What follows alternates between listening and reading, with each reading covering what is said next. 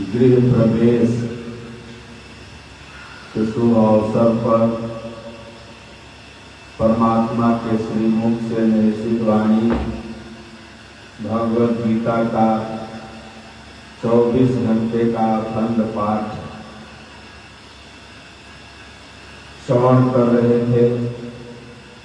बड़े ही भाव श्रद्धा से हमारे काशी से आए हुए विद्वान आचार्यों ने रात भर दिन भर आज सुबह तक 24 घंटा आप लोगों को सुनाया।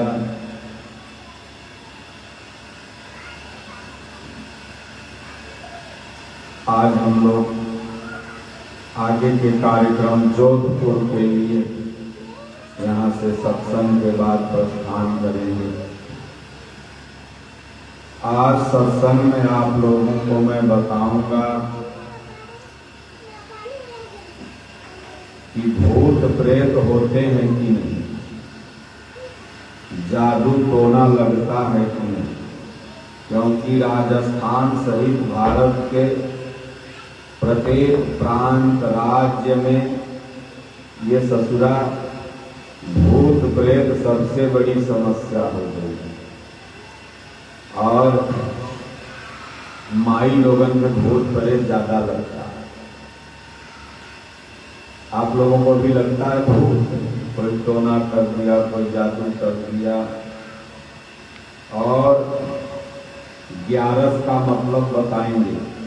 राजस्थान में एकादशी को 11 बोलते हैं और कल 11 के ही दिन आपका पूजन समारोह चालू हुआ। बड़ा शुभ संयोग था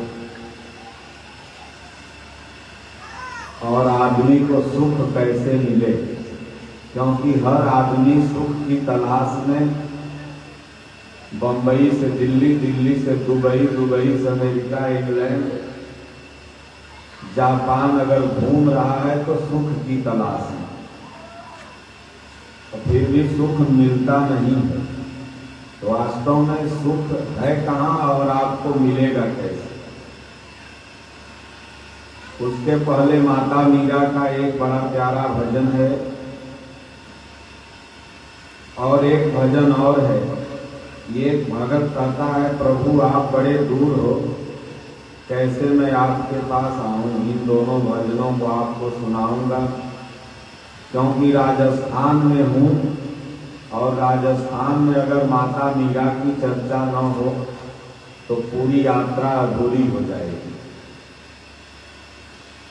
और आप सब लोग का जो भाव हमें माइयों का लगा, माता मीरा जैसा ही सबका भाव है। भोजन इतना प्यार से माताएं बनाती हैं, खिलाती हैं, लोगों का भाव बड़ा प्यारा लगा। तो माता मीरा को जब गुरु नहीं मिले थे उस समय का ये भजन है।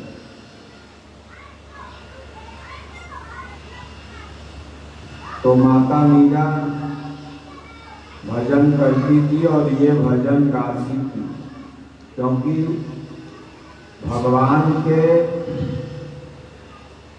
महत्व को कोई भक्त नहीं समझ सकता, पापी नहीं समझ सकते। क्योंकि हमारे महापुरुषों ने कहा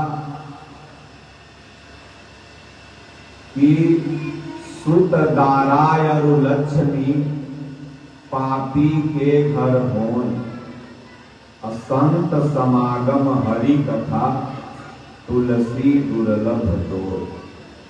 देखो, पापी के भी घर में गाड़ी है, घोड़ा है, 4 तल्ला बिल्डिंग है, बेटवा है, बिटिया है, सुत दाराय और लक्ष्मी पापी के घर हो। ये पापियों के यहाँ भी है, लेकिन पापी के यहाँ है क्या नहीं? तो कहें संत समागम हरि कथा। धन, गाड़ी, घोड़ा, छकड़ा तो सब उसके पास है, लेकिन नहीं है तो शांति का समागम, संत महापुरुषों का आशीर्वाद, ये तुलसीदास जी कहते हैं कि ये दुर्लभ है, तुलसी दुर्लभ तो दुर्लभ कहाँ है भैया? आजकल तो साधु देखे डेट घूम रहे हैं, पकड़ के ले और जाके 500 रुपया तो चले आएंगे। दुर्लभ कहाँ है? तो सुलभ है। तो वो साधु नहीं है। जो साधु आपके घर पर आ जाए सचहु के महात्मा, तो वो दुर्लभ है। वो बिना अन्न जल का संस्कार जब तक नहीं रहता तब तक नहीं पहुंच पाता। ऐसे तो भाड़े के टट्टू भेष बना के तमाम घूम रहे हैं।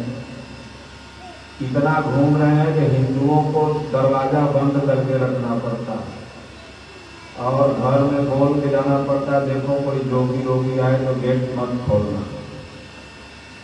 संत समागम हरि कथा तुलसी दुर्लभ हो। इसलिए बड़े भाग्यशाली वो लोग हैं जिनके घर में परमात्मा के श्रीमुख की वाणी भगवत गीता, वो भी अखंड पाठ 24 घंटे बिना कोई खंड का अनवरत संकल्प कर आप सुन लें, ये बिना ईश्वर की कृपा से नहीं हो सकता। तो माता मीरा कहती हैं कि मेरे दर्द को कन्हैया सिर्फ जान सकते हैं। तेरी मैं तो प्रेम दीवानी मेरो दर्द न जाने कोई। तेरी मैं तो प्रेम दीवानी मेरो दर्द न जाने कोई। घायल की गति घायल जाने, जो कोई घायल हो। तेरी मैं तो प्रेम दीवानी मेरो दर्द न जाने कोई। जौहरी की गति जौहरी जाने, जो कोई जौहर होए।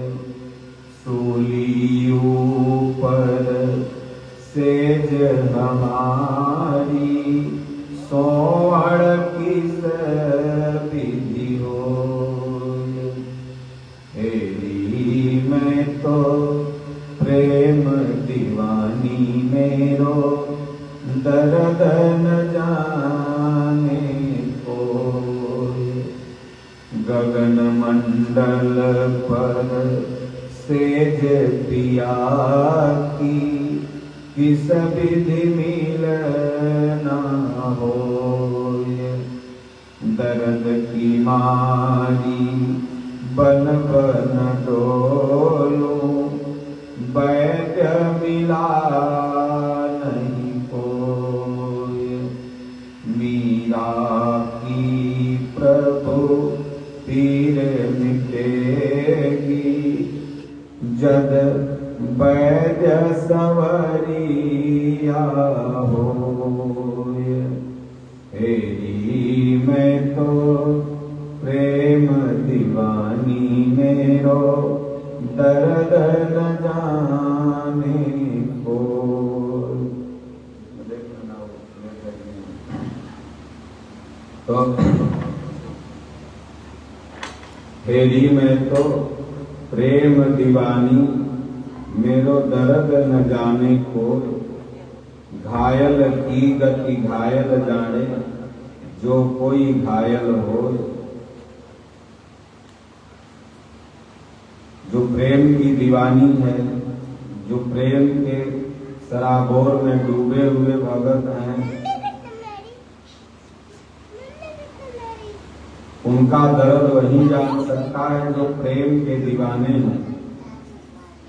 तो माता मीरा के घर में, गांव में और कोई प्रेम दीवाने तो थे नहीं, तो वो क्या जाने कि माता मीरा क्या कर रही है। सास कहे फूलनासी कोई कहे बावरी हो गई, कोई कहे सास पुलनासी हो गई, कोई कुछ। मेरी मैं तो प्रेम दीवानी, लेकिन माता मीरा कहती भाई मैं तो प्रेम की दीवानी हूँ। कृष्ण भगवान से बचपन से ही माता मीरा का प्रेम जुड़ गया था। माता मीरा अपने छत पर बैठी थी, उम्र रही होगी, एक बिटिया है यहाँ 5, 6, 7 साल की, 10 साल मान के चलिए, हमसे गीता मांग रही थी अभी, तो उतने उम्र था माता मीरा का। तो माई लोग जो होती हैं अपने बिटिया का कंधा करती हैं, केस जानती है ना, तो केस कर रही थी। और राजस्थान वगैरह पूरे भारत में पहले बारात वगैरह दिन में ही निकलती है, ये तो मुगलों के डर से शादियां रात में होने लगी।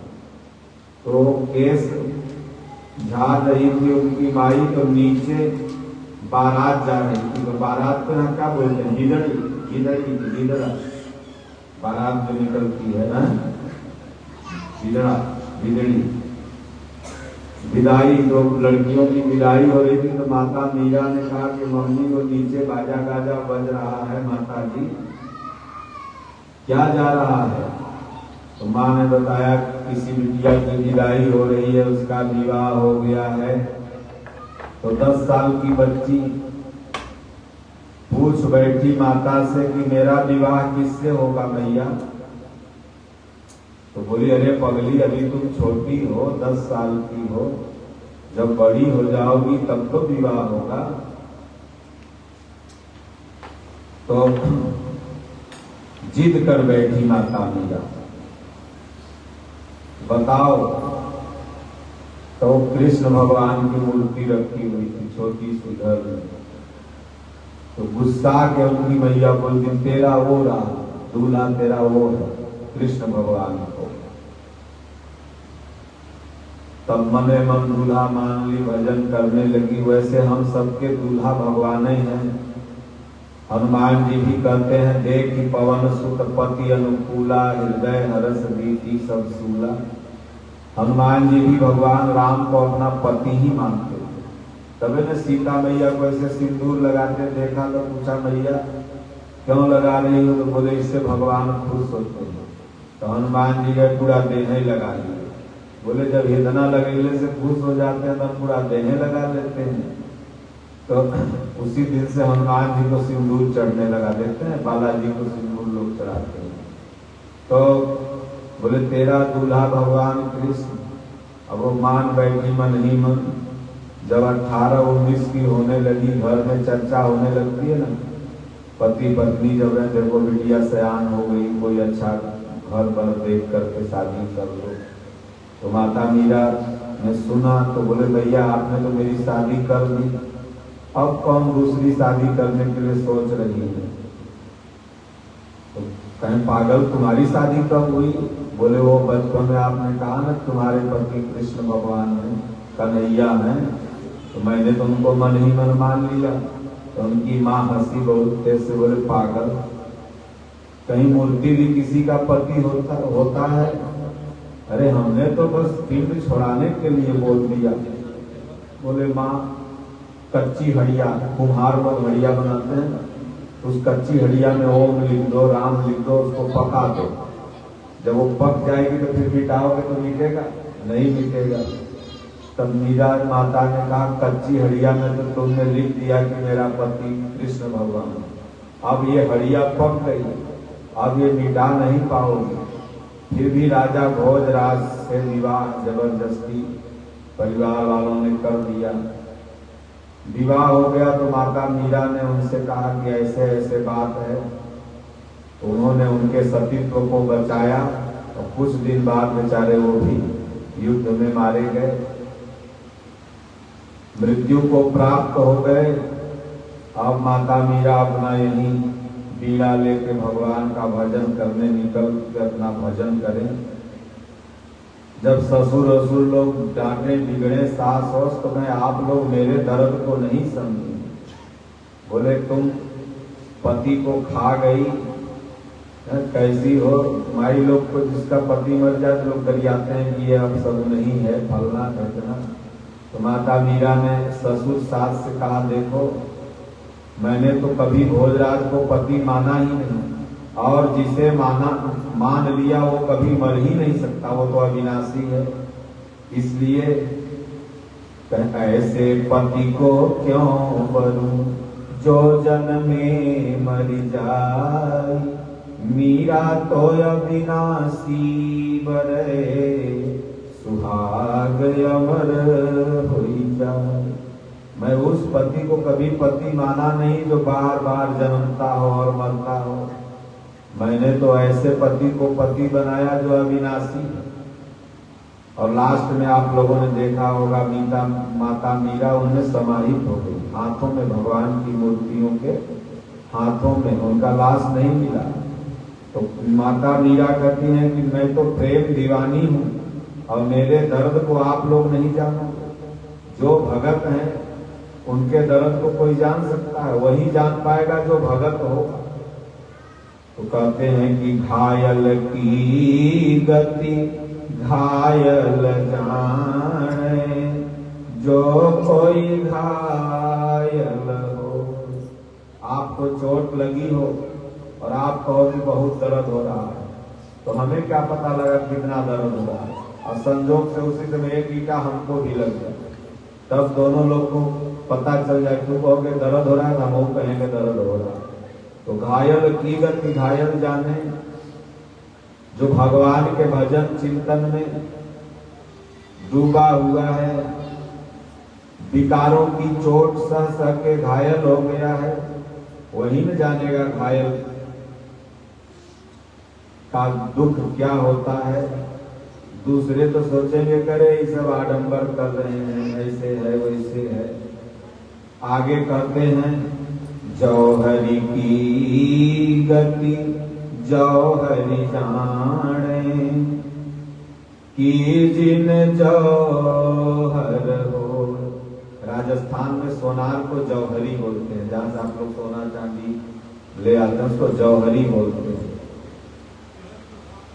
तो विष्णु के यहाँ हम थे पटना में, तो एक वहां पर ठेकेदार आया, इतना सोना पहने हुए था, इतना सोना।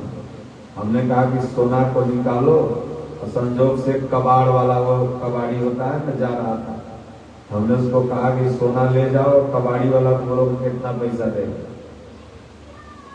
तो सोना निकाला और कबाड़ी वाला बोला कितना दोगे महाराज, रजगिरवा वाला रोल बोल ले आएगा सोना है। कबड़िया वाला कह रहा है 10-20 रुपया देकर दाम में, जो कि कम से कम 50 लाख का सोना था।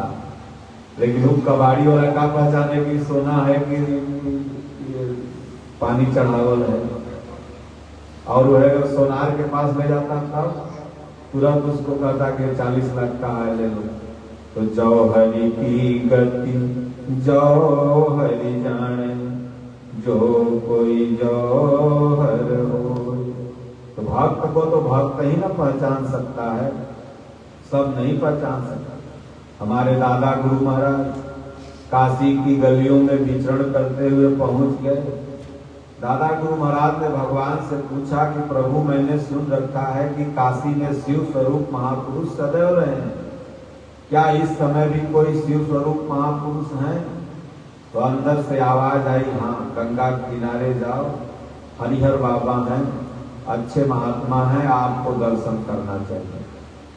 तो दादा गुरु महाराज का जो वेशभूषा था वो फकड़ी था, वो फोटो लगी हुई ना दिगंबर, ऊपर में देखो पागल जैसा बना के रहते थे। तो गए वहां पर, तो हरिहर बाबा अंदर भजन में ध्यान में बैठे हुए थे। तो अंदर से ही हरिहर बाबा ने आवाज दिया अपने सेवक को, बोले सेवक देख कोई महात्मा आए हैं क्या? तो पूरा अगल बगल देखा, बोले महाराज कोई महात्मा नहीं दिख रहे हैं। अरे बोले देख बढ़िया से कोई महात्मा, बोले महात्मा तो नहीं, एक पागल जैसा दिख रहा है। बोले ससुरा और महात्मा कैसन होते हैं? वही महात्मा है, उनको प्रणाम कर और सम्मान से ले। फाटक खुला, दादा गुरु महाराज गए, दोनों महापुरुषों के बीच में वार्ता हुई। हरिहर महाराज ने कहा बस थोड़े ही समय में आपको भी शिव स्वरूप की उपलब्धि मिल जाएगी, लगे रहिए। और कुछ ही दिन बाद दादा गुरु महाराज चित्रकूट पहुंचे, वो स्वरूप को पा गए। तो जौहर की गति जौहर जाने, एक भक्त को भक्त ही पहचान सकता है, दूसरे क्या पहचानेंगे, दूसरे तो मजाक उड़ाएंगे। तो सूली ऊपर से हमारी सोवड़ किस विधि हो। माता मीरा ने कहा कि हम भक्तों की जो सेज है वो सूली के ऊपर है। ये आप देख रहे हो सोफा गद्दा, ये सोफा गद्दा नहीं है, नीचे भी सूली है, ऊपर भी सूली। और सूली टंगी किस पे है, तो कच्चा सूता में। एक तो कच्चा सूता टूट जाए बस तलवार गिरेगी, मर जाओगे। मर्यादा ही तो है, मर्यादा है तो आप हमें बाबा कह रहे हैं, वही मर्यादा कच्चा सूता है। मर्यादा का अभी मैं हनन कर दूं तो बाबा नहीं भावा हो जाऊंगा। तो इसलिए सूली ऊपर सेज हमारी। माता मीरा करें कि हमारी जो सेज है वो मर्यादा के ऊपर है। ऐसा मत समझो कि वाह बाबा जी का तो बढ़िया है। एक ने हमको देखा, कहे महाराज ये साल कितने की है, तुम बताओ, हमें तो नहीं पता है। तो कहे बड़ी महंगी है, हम सोच रहे हैं कि कुछ दिन में साधु बन जाएंगे। हम वो देखा कि सदवेल बड़ा बढ़िया है। अब ये इतनी बढ़िया बढ़िया मिठाई, इतना बढ़िया बढ़िया फल सब देखते होंगे तो लोग को लगता होगा कि साधुए बने में फायदा है।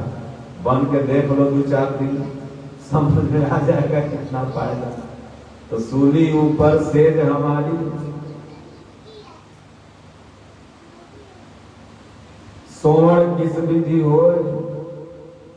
आगे कहते हैं गगन मंडल पर सेज पिया की, किस विधि मिलना हो।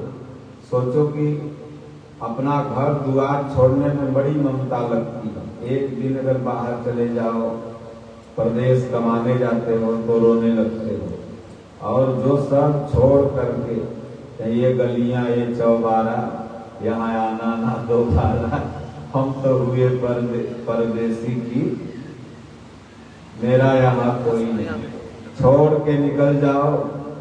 आपके समय में एक गाना था, चले अकेला तेरा मेला पीछे छूटा, राही चल अकेला। सारे मेला का परित्याग करके निकलना है। ये नहीं कि बेस बना लिए, कंबल भर गया तो घरे पहुंचा है। ऐसा साधु तो बिहार में, राजस्थान में, पूरे भारत में भरे पड़े हैं।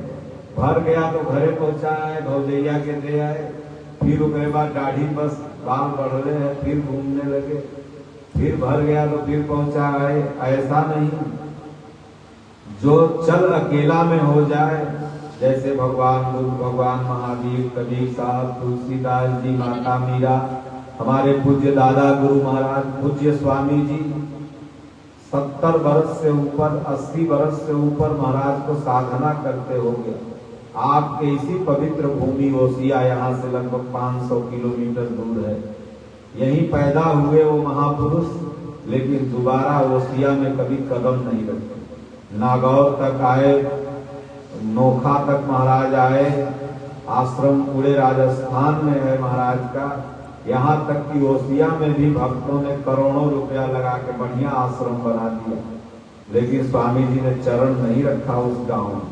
हमारे दादा गुरु महाराज कहे हो, साधु के लिए उसका पूरा परिवार विश्व है, लेकिन अपना अगर कोई परिवार है तो अभी वो साधु नहीं है।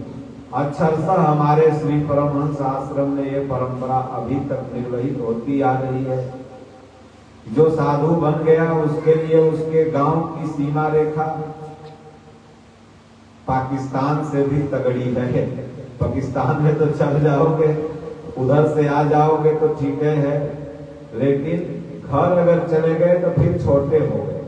कोई महात्मा रहेगा आपसे बड़ा तो वो हो जाएगा आपसे बड़ा, तुम हो जाओगे उससे छोटे, ये नियम है। तो इसलिए कहते हैं कि गगन मंडल पर सेज पिया की किस विधि मिलना हो। और जो पिया है वो गगन मंडल में है, तो गगन माने आकाश, तो आकाश में चले जाओगे तो क्या पिया मिल जाएंगे, भगवान मिल जाएंगे। जहाज से तो हम लोगों ने कई बार घूमा, अभी वो शुक्ला जी घूम के अंतरिक्ष तक आ गया, लेकिन कहीं पिया रहते तो मिल जाते। शेषनाग पर धरती टिकी होती तो वहां से वो देख के बताता कि धरती तो शेषनाग पर टिकी हुई है, लेकिन अंतरिक्ष से शुभांशु शुक्ला ने बताया कि धरती ऐसे केवल घूम रही है, कोई शेषनाग पर टिकी नहीं हुई है। तो शेषनाग का मतलब सर्प हमारे प्रकृति के लिए वरदान है। अगर सर्प धरती पर न हो तो इस धरती का होना ही असंभव हो जाएगा, क्योंकि तमाम ऐसे कीटाणु हैं जो सर्प खा करके हम मनुष्यों की रक्षा करता है। इसलिए सर्प का होना अति आवश्यक है। इसलिए ठेठ भाषा में लोगों ने कह दिया कि धरती शेषनाग पर टिकी हुई। तो आकाश में अगर पिया होते तो कहीं कहीं मिल जाते, लेकिन कहीं कुछ नहीं। तो आकाश किसको कहते हैं, गगन। जब आप आकाशवत हो जाएंगे, भजन करते करते जब शून्य में स्थित हो जाएंगे, सारे दुर्गुण दुर्विकार खत्म और आप हो गए शून्य में स्थित, तो गगन मंडल में सेज पिया की, तब इसी हृदय रूपी उस गगन मंडल में वो परमात्मा का दर्शन होने लगेगा। गीता में भगवान ने कहा, ईश्वर सर्वभूतानां हृदय देशे अर्जुन तिष्ठति भ्राम्यान सर्वभूतानि यंत्ररूढ़ानि माया। हे अर्जुन, वह सर्वशक्तिशाली परमात्मा की जो स्टेज है, जो बेड रूम है, वो क्या है, आपका हृदय है, इसी में वो रहता है। और इससे निकला कि फिर वो आकाशवत हो जाता है। फिर तो उड़ गई है सुगनवा एक दिन पिजड़वा के छोड़ के, का करवा राई राई पाई पाई जोड़ के। तो गगन मंडल में सेज पिया की किस विधि मिलना हो। माता मीरा सोच रही किस विधि मिलना हो, क्योंकि कोई गुरु तो मिला नहीं था। वो तो गुरु महाराज जब दिए तब न पायो जी मैं तो नाम रतन धन पायो, कहते उछड़ने लगी। तो कहते हैं कि दर्द की मारी बन बन डोलू, वैद्य मिला नहीं कोई। वैद्य माने कोई गुरु उस समय मिला नहीं था उनको। जो दिल में दर्द था, भगवान कब मिलेंगे नहीं मिलेंगे, ये संशय रहता है सभी साधकों को। भजन तो मैं कर रहा हूँ, घर द्वार तो मैं छोड़ दिया, गीता तो रोज पढ़ता हूँ, रामायण भी रोज पढ़ता हूँ, लेकिन भगवान मिलेंगे कि नहीं मिलेंगे, ये दर्द सबको रहता है। और वो दर्द कब दूर होगा, जब कोई गाइड मिल जाए। सदगुरु मिल जाते हैं, सदगुरु गाइड हैं, वो बताने लगते हैं, चलाने लगते हैं। योगम क्षेमम बहाम्यहम्, आपके योग क्षेम की रक्षा करने लगते हैं प्रभु, तब जा करके वो दर्द से मुक्ति मिल जाती है। यही वैद्य है, क्योंकि सदगुरु वैद्य वचन विश्वासा, असंयमयन विषय करियासा। बाबा तुलसी रामायण में कहते हैं कि सदगुरु ही वैद्य है। जब सदगुरु किसी को मिल जाते हैं तो जो अंदर में दर्द है, दिल में दर्द है, दर्द दीवानी बन बन डोलू, वो दर्द दूर हो जाता है। माता मीरा को मिले दूर हो गए। आगे कहती हैं कि मीरा की प्रभु पीर मिटेगी, अजद वैद्य सवरिया हो। भगवान कृष्ण ने कहा, कल सुबह जिस गुरु महाराज का दर्शन होगा वो तुम्हारे गुरु होंगे। कृष्ण भगवान ने ही अनुभव में वैद्य बन करके गुरु का दर्शन करा के माता मीरा का उद्धार कर दिया, अपने शरण में ले दिया। लेकिन वो नगरी बड़ी दूर है। वैद्य को पाने के लिए, उस मंजिल को पाने के लिए नगरी बड़ी दूर लगती है। जब हनुमान जी किनारे थे न लंका के इस पार, तो लंका लग रहा था कि बाप रे, ये 100 योजन समुद्र में कैसे पार करूंगा। सब आपस में विचार कर रहे थे। जामवन जी कह रहे थे मैं क्या बताऊं, बूढ़ा हो गया हूं, नहीं तो पार तो कर ही जाता। तुम लोग हाँ, तुम लोग जवान जुगान हो, नल नील कह रहा है कि भाई पार तो हो जाऊंगा लेकिन आने में संशय, उधर से आ नहीं पाऊंगा। तब वहीं पर क्या नाम थे, भालू जी का क्या नाम था उनका, जामवंत जी। तो जामवंत जी थे तो भाई जामवंत कह रहे हैं कि भाई हम पार हो जाते हैं, भालुओं पे बड़ा बल होता है, लेकिन अब तो ऐसा नहीं हो सकता है। तब हनुमान जी को उन्होंने याद धराया।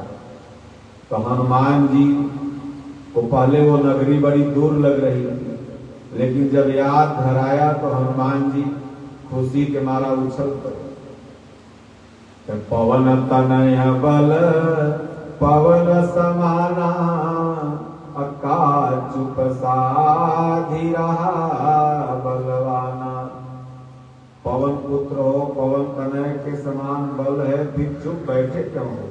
हनुमान जी के पास बल तो था, लेकिन ऋषियों के श्राप से बल भुला गए।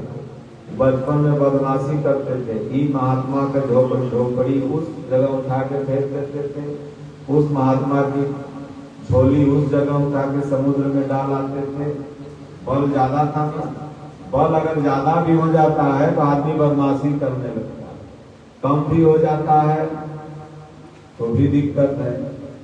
तो इसलिए हनुमान जी को ऋषियों ने श्राप दे दिया। फिर बाद में कहा कि जब तुम्हें कोई याद धराएगा तब जाकर के तुम्हारे बल का याद होगा। तो वही याद हुआ। तो हनुमान जी पहले तो दूर समझ रहे थे, लेकिन जब याद हुआ तो कहीं अरे लीलौ नागम जल निधि खारा, सुनतई भवम पर्वताकारा। तब फिर जामवंत जी बिगड़े, बोले दिमाग से काम लो, हड़बड़ाओ मत, दिमाग से काम लो। तो फिर दिमाग से काम लेने लगे। रास्ते में सुरसा मिली, लंकिनी मिली, वो जल की निश्चिरी मिली, सबको बुद्धि से पार करते हुए सीता मैया खोज करके आ गए। तो उसी पर ये भजन है। जब भजन नहीं कर पा रहे हो, साधना में नहीं लग पाते हो, तो लगता है कि भजन बड़ा पहाड़ है। आप लोगों ने ये भजन सुना होगा, आज सुना देते हैं। दूर नगरी बड़ी दूर नगरी, माता मीरा का भाव है इस भजन में। भजन राइटर चाहे जो भी हो, लेकिन माता मीरा का ही भाव इस भजन में दर्शाया गया है। माता मीरा कहती, प्रभु आपकी नगरी बड़ी दूर है, सप्तेशगढ़ यहाँ से 2000 किलोमीटर है। भक्त लोग चाहते भी हैं स्वामी जी का दर्शन कराएं, तो लगता बड़ा दूर है। फिर प्रोग्राम बनाते हैं, लोग जाते हैं, दर्शन करके आते हैं। तो दूर नगरी बड़ी दूर नगरी, कैसे आऊं रे कन्हैया तेरी गोकुल नगरी। दूर नगरी बड़ी दूर नगरी, कैसे आऊं रे कन्हैया तेरी गोकुल नगरी। क्यों? क्योंकि रात को आऊं तो कान्हा डर मोहि लागे, रात को आऊं कान्हा डर मोहि लागे, दिन को आऊं तो देखे सारी नगरी। दूर नगरी बड़ी दूर नगरी, कैसे आऊं रे कन्हैया तेरी गोकुल नगरी। सखी संग आऊं कान्हा शरम मोहि लागे। राजस्थान में देखो माई लोग बड़ी मर्यादित हैं। ये इसकी नानी कितनी बूढ़ी है लेकिन इनके सामने अपना मुंह नहीं देखा है। हमने पूछा कि आज तक आपने इनका मुंह देखा? तो ये बोले कि फोटो में देखा महाराज जी, ऐसे सामने कभी नहीं देखा। तो कितनी यहाँ शर्म यानी ये मर्यादा है। तो सखी संग आऊं कान्हा शर्म मोहि लागे, अकेली आऊं तो भूल जाऊं डगरी। ये डगरी बिहार की भाषा डगर। तो डगरी अकेले संग अगर आऊं प्रभु तो डगरी भूल जाती हूँ। धीरे चलूं तो कमर मोहि लचके, झटपट चलूं तो छल काये गगरी। दूर नगरी बड़ी दूर नगरी, कैसे आऊं रे कन्हैया तेरी गोकुल नगरी।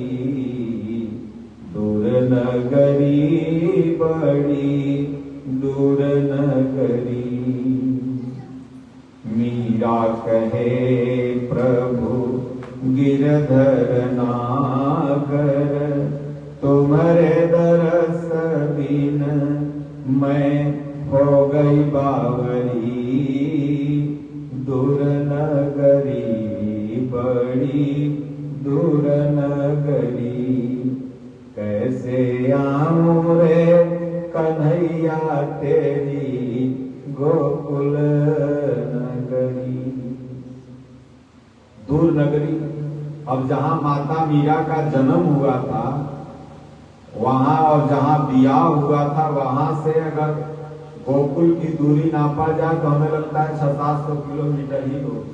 राजा महाराजा के लिए दूरी बहुत दूर है क्या? राजा महाराजा की बिटिया थी, चल जाती। लेकिन भजन में यहाँ कह रही है कि दूर नगरी।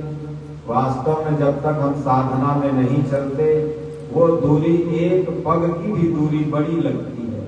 लेकिन जब भजन करने चल दो, यहाँ से चल दो हनुमानगढ़ के लिए, तो यहाँ जब तक रहोगे तो बहुत दूर लगेगा। लेकिन दाबो मोटरसाइकिल का एक्सीलेटर तो धीरे धीरे किलोमीटर नजदीक ही आते जाओगे, एक दिन पहुंच जाओगे।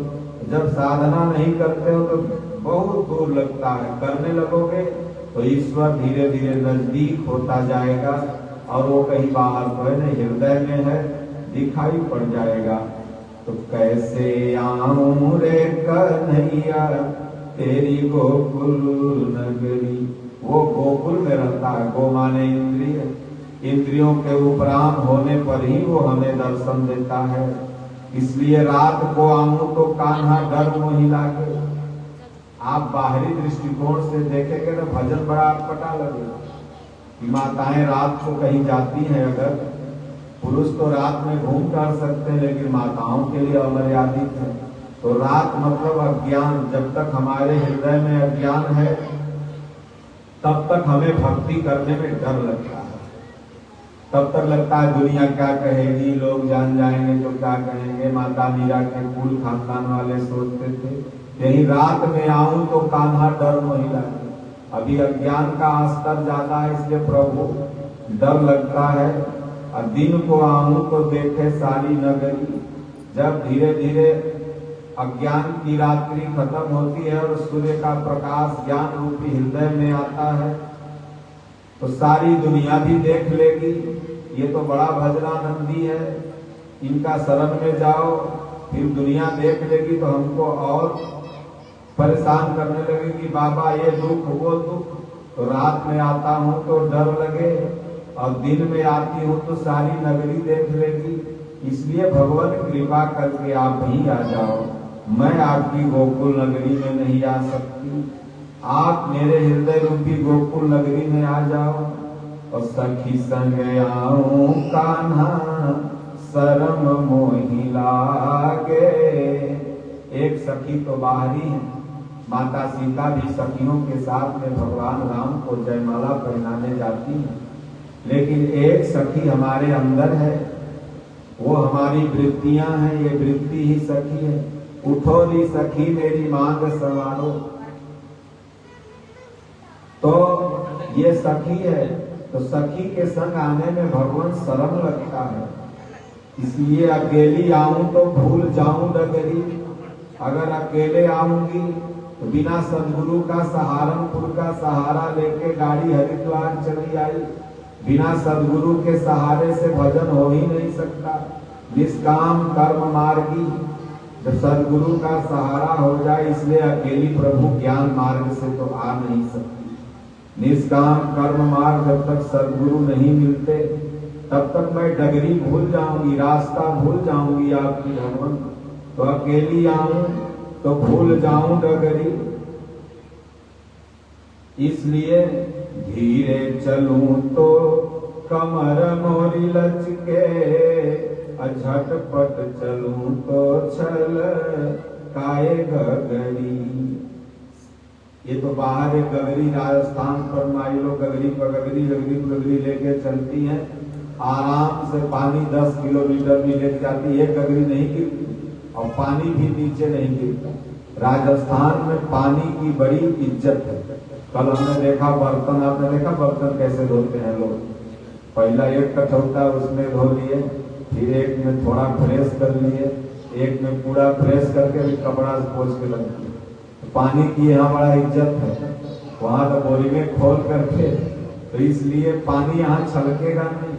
तो कहें कि धीरे चलूं तो कमर मोरी लचके, साधना में अगर धीरे धीरे चलोगे तो कई जन्म लग जाएगा भगवान को पाने में, और झटपट चलूं तो छलकाएगा गली, और अगर तेजी से चलूं तो कब माया पटक दे भगवान, हम समझ नहीं पाएंगे। इसलिए कृपा कर दो, न धीरे चलूं न तेज चलूं, आपकी कृपा हो जाए तो आप हृदय में आ जाओगे, तो आप जैसे चाहोगे मैं वैसे चलूंगा।